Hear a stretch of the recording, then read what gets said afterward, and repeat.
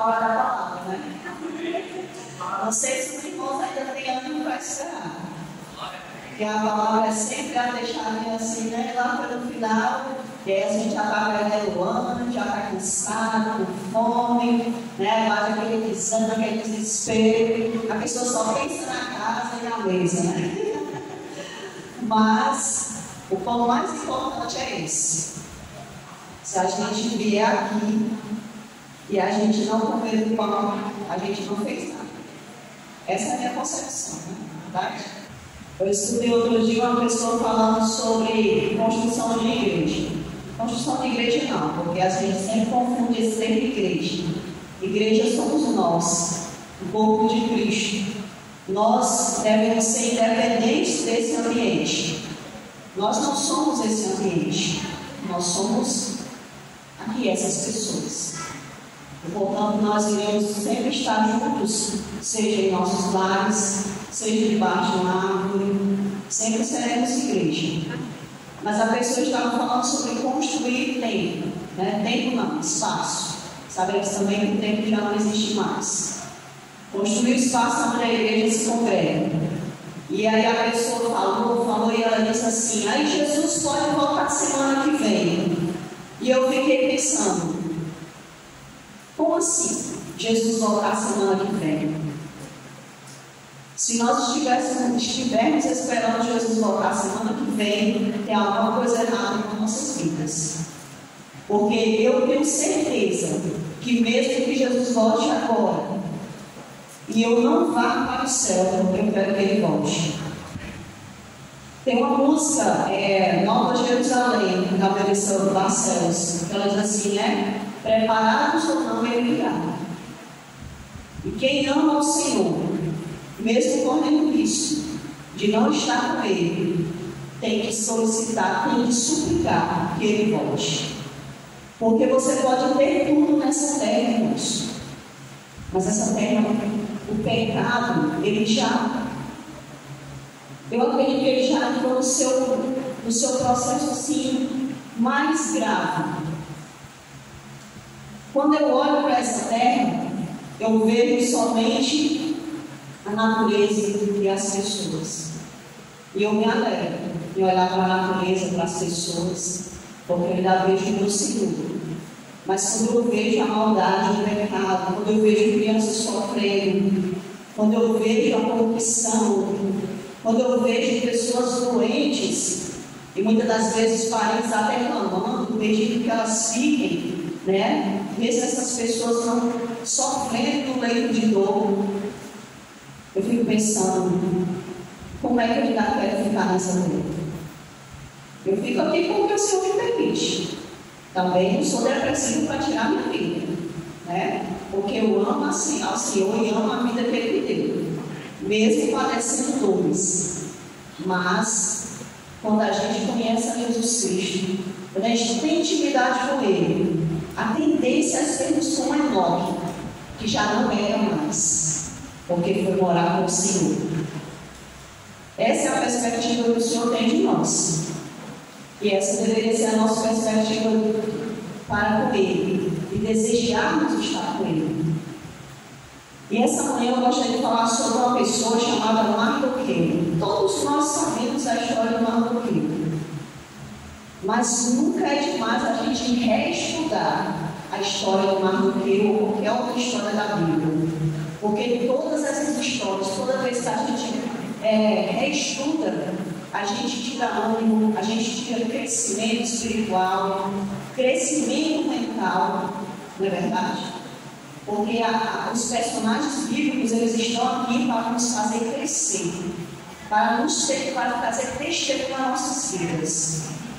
E alguém falou que Mardoqueu, ele introduziu Esther, né, no meio ali das outras jovens, porque Mardoqueu tinha um desejo político, né? Mas se você for ler a história de Mardoqueu, você não vê isso. Todos nós sabemos que foi dada uma ordem pelo rei para que as jovens fossem levadas. E nós sabemos que o rei, ele não era do povo de Deus. E nós sabemos O que Deus dizia para o seu povo: não pode haver casamento, né, com outras pessoas de fora, para que não se perca o conhecimento, né, da palavra do Senhor, para que não haja corrupção. Então, Mardoqueu, ele não iria fazer isso. Mas Mardoqueu sabia que todas as coisas cooperam para o bem dos que amam a Deus. Então, Mardoqueu, com certeza, quando aquilo aconteceu, ele não foi se desesperar, ele não foi entrar em luta corporal. Não, ele sabia que tudo estava debaixo da poderosa mão de Deus. E, lendo a história de Mardoqueu, eu lembro também da história de John Hus. Muitas das vezes nós conhecemos a história de John Hus somente pela questão dele morrer na fogueira, né, daquela frase enigmática que ele falou assim: eles estão matando o pato, mas depois nascerá o manso, né, onde ele olhar a profecia para a pessoa de Lutero, né? Mas, irmãos, quando a gente lê a história como de fato aconteceu, que nem foi tanto assim a história, é só alguns resquícios que a pessoa conseguiu escrever, não é verdade? E quando a gente lê, irmãos, ali os momentos finais, né, de John, a gente fica imaginando quanta fé, quanta fidelidade uma pessoa pode ter para com o Senhor. E John, ele padeceu coisas terríveis na prisão e ele padeceu coisas terríveis na sua mente. Porque todos nós sabemos que o inimigo de Deus, ele batalha pela nossa mente. É aqui o campo que ele quer. É aqui onde ele quer nos derrotar. É aqui onde ele quer causar a dúvida. É aqui o campo que ele gosta de travar sua luta. E se nós não estivermos firmados na santa palavra de Deus, nós seremos derrotados. É a maior certeza que a gente pode ter. Se não estivermos conectados, como disse Paulo lá em Romanos, ele disse que nossa mente tem que ser transformada a cada dia. Por quê? Porque o inimigo de Deus, ele tem suas estratégias e não são diferentes. A estratégia dele é a mesma. Ele nunca mudou. Se qualquer pessoa que viver e ouviu já uma pregação, ele sabe que eu sempre digo isso. Ele nunca muda a estratégia. Digamos que os idiotas da história somos nós. Porque nós temos que reconhecer que nós somos ínfimos. E ele é um ser iluminado. E às vezes a gente, não, eu posso fazer isso, eu posso fazer aquilo. Não é verdade? A gente às vezes acha que a gente vai driblar esse ser. Mas ele é um ser que ele não precisa mudar suas estratégias. Portanto, eu e você devemos tomar cuidado com a nossa mente, que é o campo de batalha. É aí onde está acontecendo um grande conflito. E John, ele passou por esse grande conflito. Quando ele encontrou as escrituras, ele disse: eu serei fiel às escrituras. E os amigos dele diziam: John, você ainda pode retroceder. John disse: como eu viverei com isso na minha consciência? Não poderei retroceder. Eu não posso voltar atrás. E os momentos finais da história de John, quando eu vi o modo como ele foi assassinado, ele foi assassinado. Mas depois que ele morreu, que fizeram com ele, com o corpo dele, com os órgãos dele, é algo marcado. Você fica pensando no que passa na mente dessa. Porque nós só conhecemos a história da fogueira. E John morreu ali. E John disse: olha, fique na minha frente, né? Não tome fogo de trás. A gente só conhece isso. A gente não conhece, de fato, esses pequenos detalhes. E é nessas pessoas que eu me inspiro, né?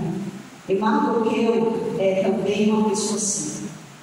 E o louvor que nós cantamos diz: mas eu sei em quem eu tenho crido. E nessa manhã, cada um de nós vamos fazer essa avaliação pessoal. Eu sei, de fato, em quem eu tenho crido. Eu sei que Ele é forte e poderoso para sustentar o meu tesouro. Eu posso confiar nele. Muitas pessoas acham que o que está acontecendo no mundo é algo normal. Nós sabemos que o que está acontecendo hoje no mundo é uma estratégia, é uma manobra da besta para derrubar a essência do Filho de Deus. Muitas pessoas dizem assim: o cristianismo vai morrer. O cristianismo não morre. O que morre são algumas pessoas que se diziam cristãs. Cristianismo, a essência, o verdadeiro adorador, que é remanescente fiel, ele nunca vai morrer. Ele vai padecer sofrimento. Mas a questão é, hoje eu e você estamos num processo de convertimento. Portanto, eu e você temos que guardar nossa cruz. A cruz não, a coroa. A coroa é responsabilidade sua. A sua coroa é a sua responsabilidade.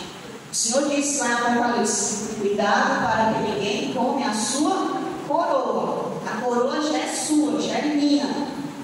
Mas a responsabilidade de guardar, de não perder, é nossa. Porque Ele já deu. Não é verdade? Então, a reflexão dessa manhã é: eu sei em quem eu tenho crido.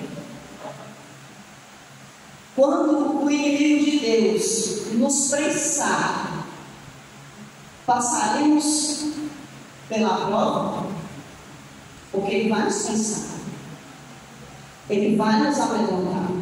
Se você for ver dentro da palavra de Deus, de Gênesis e Apocalipse, você sempre vai ver o inimigo de Deus. Ele vai trabalhar sempre com o amedrontamento. Porque isso acontece aonde? Na nossa mente. Novamente nós voltamos para esse campo de batalha.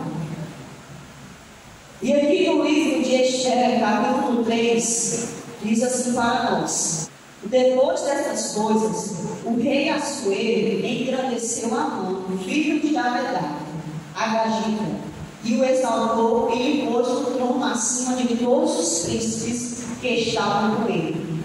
Todos os servos do rei, que estavam à porta do rei, se inclinavam e se prostravam perante Amã, porque assim tinha ordenado o rei a respeito dele. Mordecai, porém, não se inclinava, nem se prostrava. Nós sabemos que Amã, quando ele passava, as pessoas elas costumavam se inclinar e se prostrar. Se prostrar é mais do que se inclinar, não é verdade? E aqui o Mordecai, ele não fazia nenhuma coisa nem outra. Vamos continuar aqui. Então, os servos do rei, que estavam à porta do rei, disseram a Mordecai: por que transgrides as ordens do rei? Sucedeu, pois, que eles ele isto dia após dia, e não lhes dando ele ouvidos, o fizeram saber a mão, para ver se as palavras de Mordecai se manteriam de pé, porque ele lhes tinha declarado que era judeu.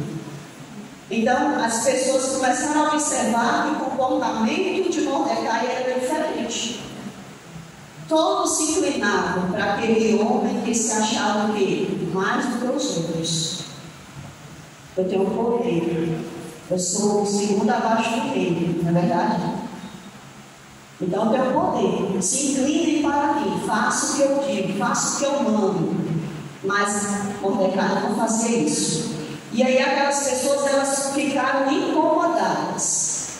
E aí elas foram até Amã e disseram: olha, tem um ali que ele não se prostra, não se inclina quando você passa. Mas a palavra de Deus diz, irmãos, que eles fizeram isso para quê? Para provar se Mordecai ia ser o quê? Um covarde. Vamos ver se ele vai mudar a posição, o pensamento, quando ele souber que o grande está sabendo o que ele não faz. E aí eles souberam que ele era o quê? Judeu. E nós sabemos que os judeus, eles não adoram outras pessoas, eles só adoram a Deus.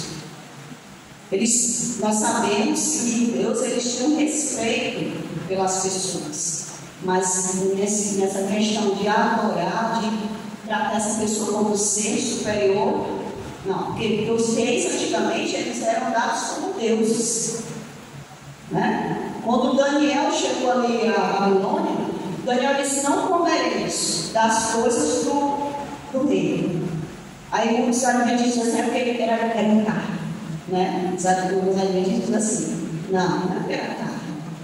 É porque o rei, ele era como se fosse um Deus. Se tu come o que eu te dou, eu te sustento. Eu sou o teu Deus. E Daniel disse: não, meu Deus é o Deus de Israel. É o único Deus, o Deus eterno. Era isso que Daniel estava querendo dizer. Então Mordecai, ele não se prostrava. E aí vamos ver se Mordecai se prostrou depois da história, né? Depois que foram, como diz a história, enretar dele, né? Igual aquelas crianças que areiam. Vamos lá. Aí diz assim: vendo, pois, Amã que Mordecai não se inclinava nem se prostrava diante dele, encheu-se de furor. Porém, teve como pouco nos seus propósitos o atentar apenas contra Mordecai, porque ele havia declarado que o povo era Mordecai. Por isso procurou Amã destruir todos os judeus, povo de Mordecai, que havia em todo o reino de Assuero. Então, quando Amã passou e viu com seus próprios olhos que aquele homem não se prostrava, aquele homem foi como os 3 lá na fornalha, né? No meio da multidão, não se prostrava. O Mordecai, ele faz a mesma coisa: não me prostrarei. Só tenho Deus na minha vida, é o Deus eterno. E aí, quando Amã veio com seus próprios olhos, a Bíblia diz que ele ficou feliz, né? Ficou tão feliz que hoje ele ficou vermelho, ficou furioso. Ficou furioso. Nós sabemos que Nabucodonosor também, né? Diz que ele ficou furioso, né? Quando os 3 jovens também não se prostraram. Então, a palavra de Deus diz, irmãos, que Amã não achou pouco atentar contra a vida de Mordecai. Agora também ele resolve o quê? Destruir todo o povo judeu que havia ali, naquela província. Então, meus irmãos, quando nós adoramos a Deus, nós somos um incômodo. E nós temos que fazer esse incômodo mesmo. Porque se não é incômodo da gente fazer, né, andar procurando confusão, não é isso? Mordecai nunca procurando confusão. Fazia a obra dele, fazia o trabalho dele. A Bíblia diz que ele trabalhava lá no palácio, né? Mas quando nós servimos ao Deus eterno, vai ser algo normal alguém olhar para você e se sentir insultado. E isso vai crescer. Eu vou dizer isso aqui para os irmãos, que isso vai crescer mais ainda. A tua vida, os princípios que você guarda, vai crescer, vai incomodar cada vez mais as pessoas daqui em diante. Porque no mundo inteiro estão sendo derrubadas leis que ainda se assemelhavam aos princípios divinos. Então, essas leis sendo derrubadas, e você insistindo em cumpri-las, você vai fazer o quê? Você vai ser um estudo para os outros. Aí vai caber a mim e a você escolher. Seremos representantes do Deus Altíssimo ou agradaremos o mundo? Aí vai ficar uma reflexão pessoal para cada um. Essa semana eu tive um sonho com a minha irmã e ela dizia assim para mim: olha, tu está sabendo disso que está acontecendo? Aí eu dizia: não. Ela dizia: pois olha, é como se ela dissesse assim: olha, não me conhece, você não me conhece. Porque minha irmã sabe que é engraçado que no sonho a pessoa se comporta como na verdade, né? Porque no sonho a minha irmã falava como ela é. Não é assim, ela dizia que realmente ia ser presa por eu não me calar, ou por eu querer cumprir aquilo que Deus diz. Às vezes, falando assim, por exemplo, alguns irmãos podem até pensar assim, a irmã está exagerando. Mas, irmãos, o mundo ele está se movendo para praticar o que as bestas querem. As bestas de Apocalipse, todos nós, irmãos, aqui nós somos conhecedores, né, dessas profecias.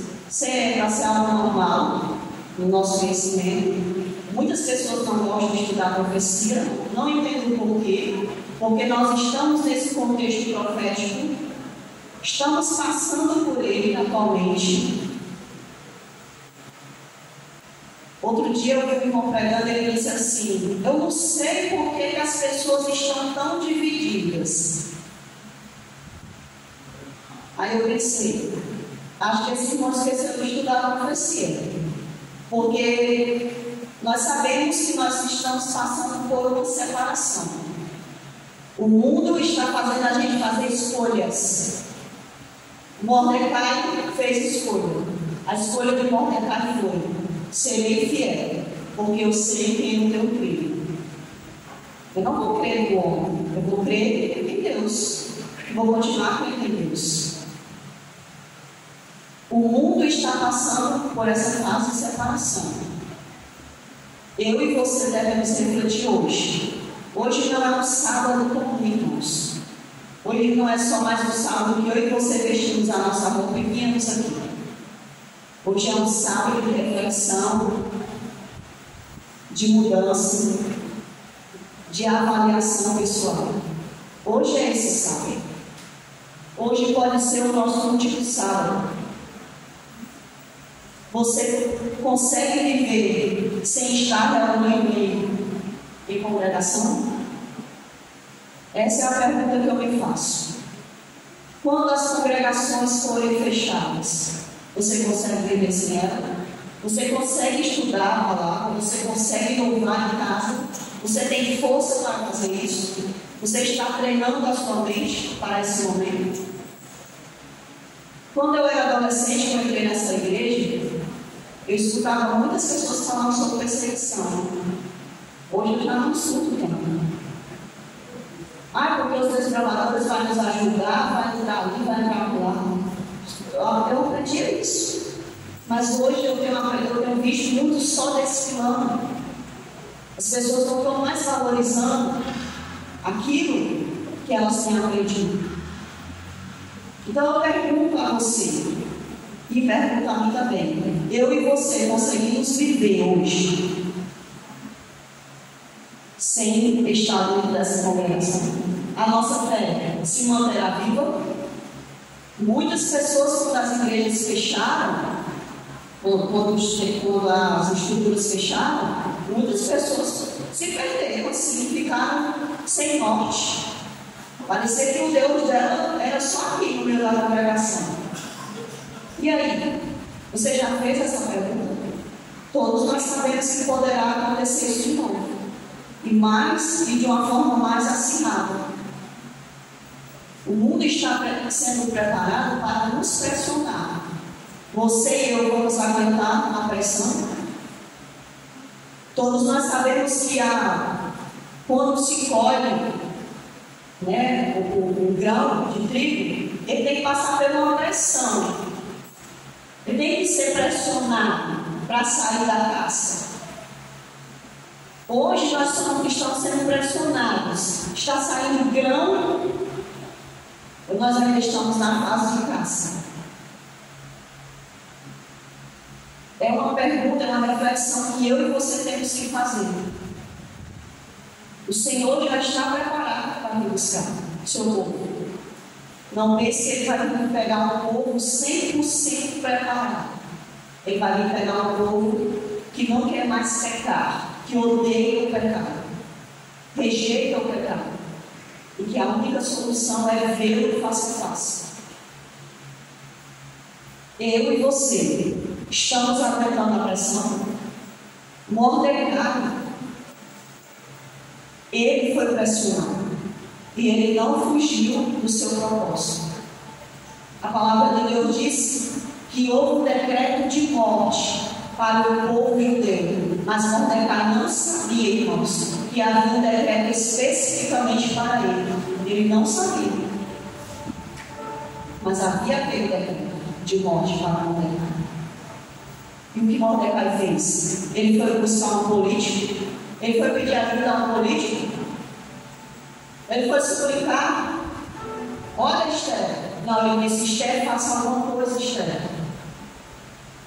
E Esther, como uma serva de Deus, ela não foi se maquiar, não foi se vestir, foi direto lá no rei, não. O que Esther fez? Esther orou, Esther jejuou, Esther foi serva.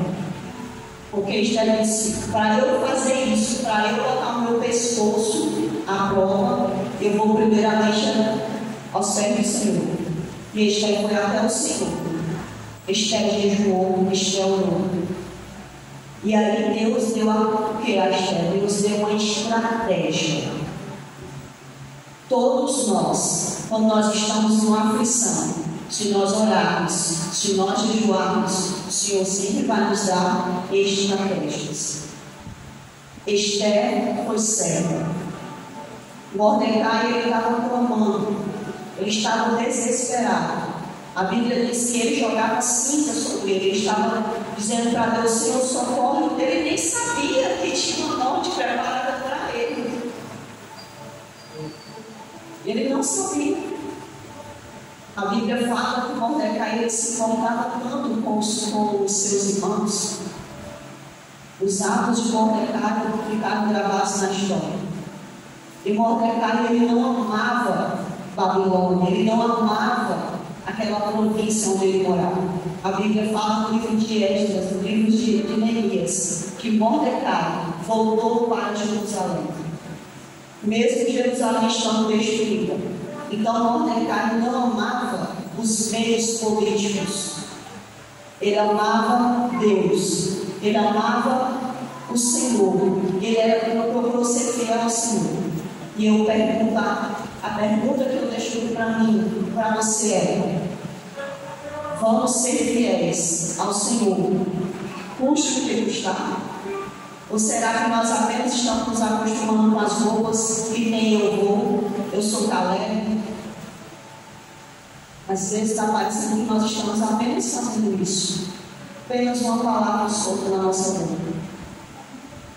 Temos que nos perguntar hoje: eu sei que eu tenho filho? Me ajuda, Senhor. Me ajuda. Irmãos, o Senhor ele fez uma promessa. Ele disse lá no livro de Joel que ele iria se manifestar ao seu povo através de sonhos e visões. E ele disse que nada acontece sem que antes ele fala o quê? Aos seus servos, os profetas. Se você for íntimo com Deus, ele vai te contar o que está acontecendo no mundo. Ele vai te revelar.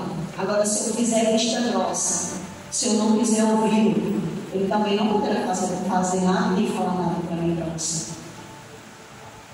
Entendamos, Babilônia tinha toda a sustentabilidade. Babilônia tinha reis, tinha prefeitos, tinha tudo. Mas não era o lugar preferido de Mardoqueu. Esse mundo também, ele é lindo. O mundo é lindo. A natureza, tudo que o Senhor criou para nós. Tem lugares que você vê na televisão, você vê feito pensando, isso é Photoshop, né? Tudo muito lindo. Mas o mundo tem uma. Meu esposo até diz assim, ele diz nesse nome: Maria, por que é que essas pessoas que fazem o mal, elas sempre estão bem, assim, bem abastecidas? Tudo isso te darei, se prostrado e me adorares. É a resposta. O Senhor Jesus ele foi provado para mostrar para mim e para você o que Satanás faz nas nossas vidas. Tudo isso te darei, se prostrado e me adorares. Irmãos, o mundo vai nos pressionar a tal ponto que até aqueles que confiam em Deus vão entrar num processo de ansiedade. Tal. Nós necessitamos clamar o Espírito Santo de Deus, para que nós não caímos na armadilha do inimigo, para que a nossa mente não seja topada, porque nós não estamos aqui hoje, irmãos, somente por estar. Essa é uma oportunidade única que eu e você temos de tomarmos nossa decisão, ficarmos ao lado daquele que já pagou pelo preço da nossa morte, da morte eterna. Irmãos, muitas das vezes estamos afastados dentro desse lugar.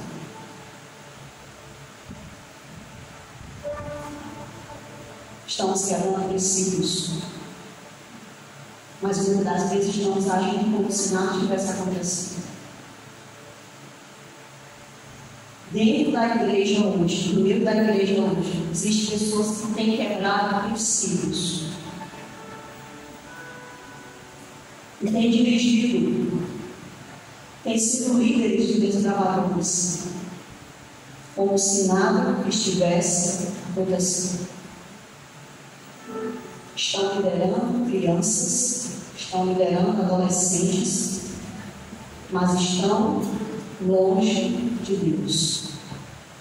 Clubes de desbravadores, Calebs, toda vez que vai se fazer um Caleb, não se importem com a música, não se importem com a música, se importem em sermos verdadeiros com o Senhor. Vestirmos as vestiduras brancas do Senhor, porque essa é a vestidura que nós precisamos para entrar nas bodas. Por que eu falo isso? Porque a igreja está entrando numa decadência. Nós não somos obrigados a aceitar a apostasia. A apostasia é para os que estão longe de Deus. Mas se eu e você vemos aqui nesta manhã, porque nós não precisamos aceitar a apostasia em nossas vidas. Nós precisamos vestir as vestes de Cristo, sermos verdadeiros. O Senhor, Ele não está procurando números, Ele está procurando almas. Ele disse: se creres e for batizado, é necessário crer. Para crer é necessário ser discípulo. Ele diz que o nosso dever, após conhecê-lo, é ensinar. Não é pegar as pessoas e jogar nas águas. É ensinar-nos. Porque senão vamos pagar pela vida dessas pessoas que achavam que era só batizar. Orem. Orem, porque a palavra de Deus diz lá no livro de Atos. No livro de Atos diz: a fórmula para nós atrairmos pessoas para a casa de Deus, sabe qual é? E viviam em comunhão uns com os outros, no repartir do pão e nas orações. E o próprio Deus guiava até a igreja pessoas que estavam precisando ouvir a palavra. Não somos nós que fazemos esta obra, é o Espírito Santo de Deus. Mas o Espírito Santo de Deus tem sido colocado de lado e tem entrado as estratégias humanas. Tem entrado: eu acho que isso vai dar certo, eu acho que aquilo vai dar certo. Não. Se o Espírito de Deus for introduzido, for clamado, for chamado, as coisas vão andar. E vão andar para a honra e a glória de Deus. Irmãos, eu espero que essa mensagem não tenha sido enfadonha. Todos nós sabemos o que aconteceu no Mar do Rio, diante da sua fidelidade, diante do clamor de Esther. O que nós devemos fazer é seguir os passos de nossos irmãos. Eles foram deixados na Bíblia não por acaso, foram deixados como exemplos, e que nós também possamos ser exemplos a outros, pois nós também temos a bandeira do céu a carregar. Que o Senhor possa nos encher do Espírito Santo dele. Amém.